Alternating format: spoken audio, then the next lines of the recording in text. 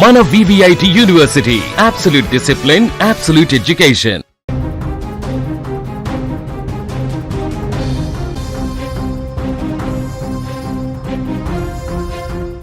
పొట్టకోటి కోసం ఊరు కాని ఊరు వచ్చిన వలస కూలీల బతుకులు చెదిరిపోయాయి. పనులు ముగించుకొని వారు ఉంటున్న స్థావరాలకు సంతోషంగా బయలుదేరిన కూలీల బతుకు పైన లారీ ట్యాంకర్ మృత్యు రూపంలో దూసుకువచ్చింది. వారు ప్రయాణిస్తున్న ఆటోను వెనక నుంచి వచ్చి బలంగా ఢీకొట్టడంతో 5 కూలీలు మృతి చెందగా మరో 7 పరిస్థితి విషమంగా ఉంది. ఈ ఘోర రోడ్డు ప్రమాదం సంగారెడ్డి జిల్లా జహీరాబాద్ మండలంలో చోటు చేసుకుంది.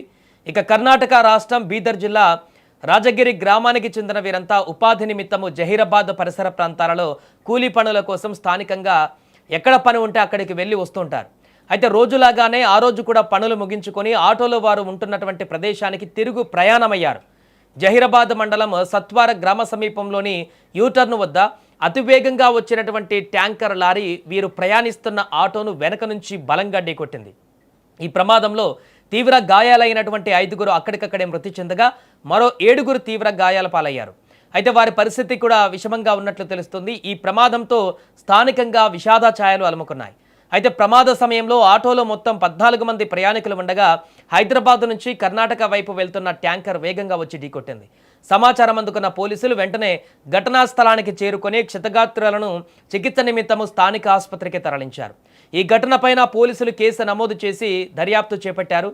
ఇక ఈ ప్రమాదంలో అక్కడ ఉన్నటువంటి ఆటోలో రేఖ, శ్రీదేవి, దేవదాస్, కవిత, రేష్మ అక్కడికక్కడే దుర్మరణం చెందారు.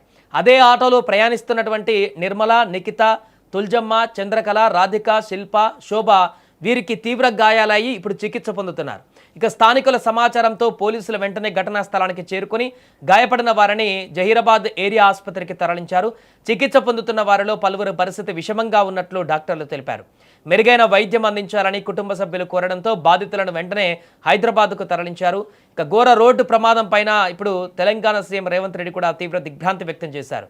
మృతుల కుటుంబాలకు తన ప్రగాఢ సానుభూతిని తెలియజేయడంతో పాటు గాయపడిన వారికి మెరుగైన వైద్య సదుపాయాలు అందజేయాలని అధికారులను ఆదేశించారు. మరోపక్క ఈ ప్రమాదం పైన ఆరోగ్య శాఖ మంత్రి దామోదర్ రాజనరసింహ తీవ్ర దిగ్భ్రాంతి వ్యక్తం చేశారు. ప్రమాదంలో మృతి చెందిన వారి కుటుంబాలకు సానుభూతి ప్రకటించారు. ప్రమాదంలో గాయపడిన వారికి మెరుగైన వైద్య సేవలు అందించాలని ఆరోగ్య శాఖ ఉన్నతాధికారులను, సంగారెడ్డి DMHOలను మంత్రి ఆదేశించారు.